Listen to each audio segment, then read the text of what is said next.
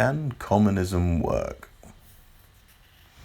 Are we willing to give up fashionable desirables to equal ourselves with others in a system that you can't vote out? Are we underclassed enough to do that? And in some setups, in some countries, it is true that the poor and needy and the underclassed don't understand the system at all, and they need that. But where is it working nowadays? That's where you got to do a little bit of homework. Most like the democracy side of things, and yes. The problem is when you go to war with a communism backdrop, it does drain the people to think that they haven't got a chance of ever getting out. Yes. And will other countries that use democracy want to use a country that is using communism as the way forward? There are countries that you have democracy but have had the same party in power for over 50 years, and you think, well, is that near communism? Is something happening there? Because that can't happen really, can it? People always want change. Not saying it's fixed, but it could be. And that would be the reason why. And it dawns to people that we have a country that if we get bored with personality, we can just exit them and say goodbye to them, and they'll never be on telly again, only in interviews about such things that they are showing expertise in. But it is to that fact.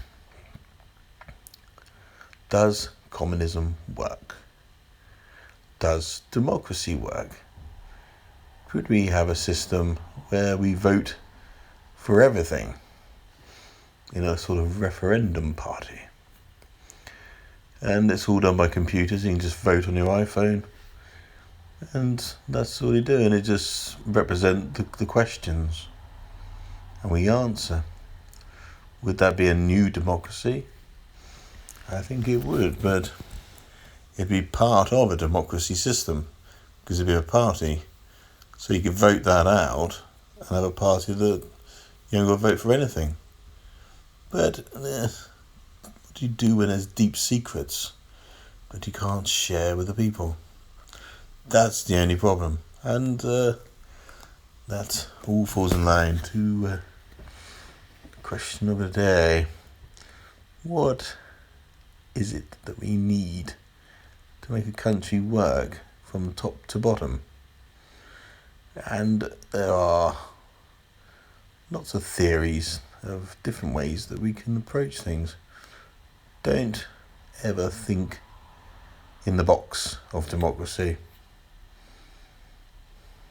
And that's all I can say, really. There is ways out, and I've shown one of them, but why not think of others? Because then you would have a theory, and it can even be passed. You could make millions out of it if you worked out a system that's like democracy, but hands down, it goes to the people again. And it's all down to war as well. You don't want to think that the people voted for a war.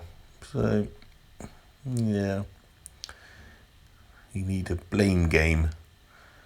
And to say, well, the people didn't want it. Like the Iraq War, they didn't want it. Came out in their droves to stop it, but it happened anyway. So, there we go. And it all goes down to innocent people dying. That's why I look at other options from democracy. It doesn't always work. So you think on.